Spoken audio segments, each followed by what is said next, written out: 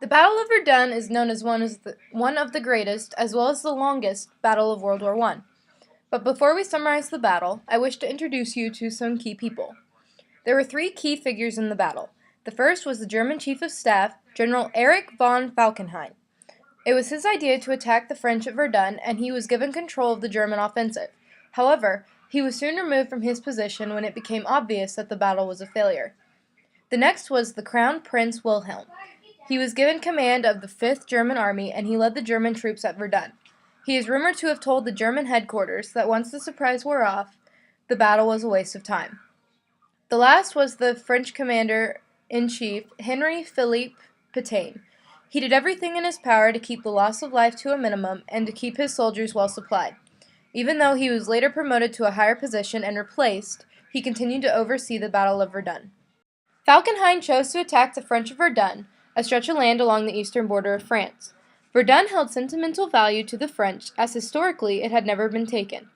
A garrison town, Verdun was protected by 20 major forts and 40 smaller ones. Falkenhayn thought that if he could take Verdun, he could wipe out the French military as well as break their morale, causing them to surrender. He felt that once France surrendered, the surrender of Great Britain wouldn't be too far behind. However, he did not factor in that the German army would also suffer severe casualties during the battle. On February 21, 1916, 140,000 German troops, led by Crown Prince Wilhelm, attacked with 1,400 artillery guns, the largest artillery bombardment in World War I. Within the first 9 hours, the shells had destroyed the French trench system so that the soldiers had to fight in small, isolated groups. After the initial attack, progress was slow for both armies. Over the course of 300 days, the two armies battled over the major forts, using heavy artillery, gas, and trenches.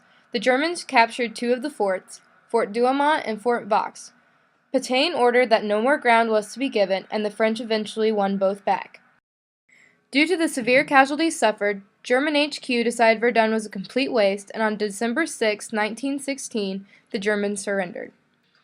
Verdun was a horrendous fight to the death, with 331,231 missing or dead for the French and 337,000 for the Germans.